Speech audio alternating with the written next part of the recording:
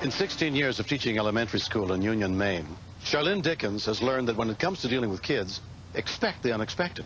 But on June 16th, 1993, she found herself faced with a problem few teachers of any before her ever had to handle. Hi guys, how you doing, Chris? Come on in, find a seat, we'll get ready to go back out for the field day. It was a real hot day. The kids were just coming in from recess and trying to cool off. Okay, come on in. Paul, one of my students, had a canteen that had been given to him as a gift. He filled it up with water and went and sat down with his friends. Among the students in the second grade class was John Strout.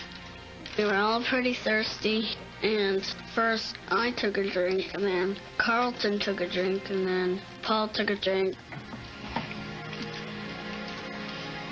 And he was the one with bad luck.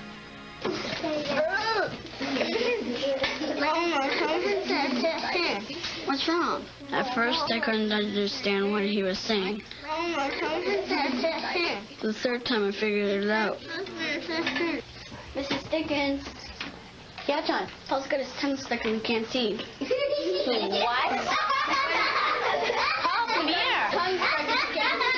Paul, let me see. Just relax. I looked in, and it seemed to be that the threads had a hole right on the tongue.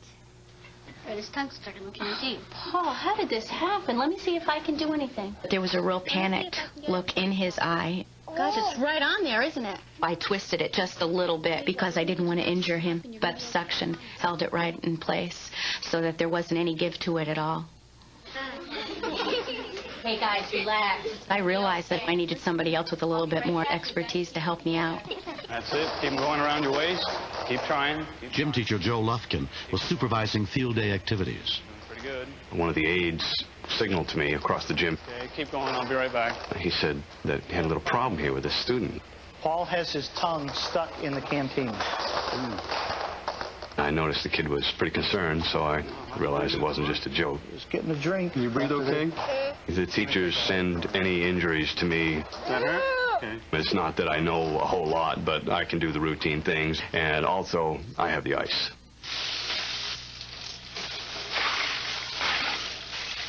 The only thing I could think of to do was put some ice in the water to cool the canteen down, which hopefully would cool his tongue down, and then perchance he could get it out. Okay. How's it going? The ice water didn't have much effect. Does that make it easier to pull on it? Can you pull on it now? I felt really helpless. Can you do it? And the only thing I was able to do was just keep him from getting real upset and making matters worse. Just try to relax, okay, hon? I decided that this is going nowhere and this is out of my league, so I better call somebody. He has his tongue stuck in what? Okay. The Maine State Police Department was called in to help. Sonny, you're not going to believe this one. Attention all Union ambulance personnel. We have a reported call at the elementary school for a 9-year-old boy with a canteen on his tongue. They say canteen? Yeah. Okay. I've extricated people from a lot of things, but never a canteen. I said, we're going to have to figure this one out as we go along. Volunteer EMT Pat McAllister headed to the school. Your mouth nice and wide for me. I tried to put my fingers in and physically back the tongue out, but it wasn't budging at all. They're pretty tight, isn't it? Then there was concern like, okay, this isn't going to work. Now what? Pat's husband, Mike, a volunteer ambulance driver and electrician, decided to go by the school to see if he could be of assistance. At home, it was kind of comical, but when you get there and you see how scared he is, you just try to do everything you can to help him out. As additional rescue units continue to arrive, Paul's mother, Beth Benner, heard about the problem and rushed to the school. At first I thought, he's got a canteen on his tongue. I'll get there and we'll get it off and it will be no big deal. It's right off and then you go back. When I saw him then, I knew that it's really, really stuck. Doesn't make any noise at all, okay? Let me hear it again. I just tried to explain to him that they was going to drill up through it to try to relieve the pressure. As close as you can to your mouth. We're going to help you hold the canteen. He thought he was going to lose his tongue. Okay, you ready? His eyes are bigger than buns. Can you get the drill out here? Hold halfway. Oh, easy. Okay. We'll drill a hole right in the front, okay? Everybody hang on. Okay.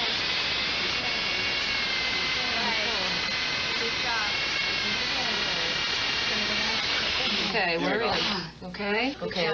I want you to try to see if you can pull it off for me a little bit. When I went to manipulate the tongue, it still didn't budge. There was no relief at all with that hole. Mike said, well, let me try blowing into it and see if that will help. Okay, As he blew, I tried to physically back the tongue out again, and still, it just was not budging. Okay, let's stop. We're getting blood on this side. I think we're doing more harm than good at this point. I was concerned, now knowing for sure that it was a swelling problem, that it might work into the base of his tongue and close up his airway. At that point, we made the decision to transport him to the hospital. Oh, boy. Get you loaded in, okay? We saw him going into the ambulance, and he still had the canteen on his tongue. Right onto it. I thought they might have to cut his tongue off to get the canteen off. Into a room. We get you 9-year-old Paul Benner was taken to Penobscot Bay Medical Center, where emergency nurse Charlotte Fowley took over. And help get that canteen off your tongue. Children lots of times stick things up their nose and in their ears, but this is a first. Okay. Paul, can you open your mouth a little bit? We're going to put lubricant around your tongue. We decided that we would try the lubricant, the KY jelly, to see if we could slide it off. Help her pull it a little bit. That's just not working. We were not successful at that, so we knew that we had to attempt to cut it off. Hi, Paul. Surgeon Olaf Anderson was called in. Boy, that's a big can. You must have been real thirsty. The emergency room physician had said over the telephone, I suppose I can try and yank this thing off, but I know that the mother would faint. Can you take a real deep breath for me, Paul? So I think we need to try something more professional. Give me a little needle in your hand, okay? Obviously, we had to cut it off some way. And as soon as they'd started an intravenous line, and he seemed relaxed, we went about our business. Now, we had a wire cutter and a pair of scissors. We were able to make a hole in the can, but there were seams everywhere, and those were harder to traverse with those tools. We often have to improvise a little bit and look for different instruments, but it isn't often that we call in the engineering department. See where you got that, Jim. Within a matter of minutes, he was up with a fine selection of shears. Got it. I think that right there will work. Perfect. We just picked the best ones and proceeded from there. All right, Paul. This is going to make it move a lot faster. Rob, you want to come in here? Sure. Let's really hang on to this. Hold it nice and steady for me. At one point, when the tin snips got really close to his eye, I said, just close your eyes, Paul. I said, just close your eyes. Press through it. And Mom will watch for you. Okay. Almost over, Bob. Okay, good.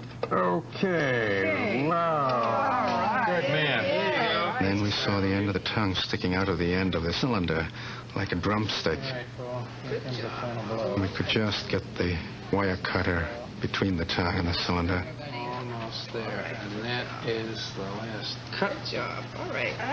Okay. And we've just got to spring it open. Push this open. Here, it's coming. It's coming. Yeah! Now stick your tongue out. Just as soon as it come off, he was fine. I felt really relieved. I felt good. Paul was smiling. Everybody was smiling, you know. It was like, phew. After being given a quick checkup and a popsicle to ease the swelling, Paul was sent home. They promised me that they would get that canteen off, but I was afraid that I have to keep it on my tongue for the rest of my life. Okay, Paul, you climb on. That's all right. Paul is very set back, quiet. He's a good little boy. He's got a big heart. I think he learned not to stick his tongue in things. I don't believe anything like this will ever happen in his life again. Lobster. She says this is the best lobster. I ain't gonna buy a canteen again because I might get my tongue stuck in it. There you go. There's probably a chance of it. Do you need the drill over there? You sure? Might help you get into that lobster. We can open that up and we can get all the meat out of the body with the drill. We were all real sure to focus on the positive and tell him how proud we were of him, because we were. He really kept it together and was really calm, and I thought handled it quite well. That's a girl because it's soft. This is hard. And that's hard. That's a boy. I think the lesson certainly is on teaching kids, don't go sticking your tongues in places that aren't supposed to have a tongue in them. But that really was a happy ending, and I love happy endings. Tell him not to get his tongue stuck. How's that tongue doing in the lobster? Can I see it? Stick it way out.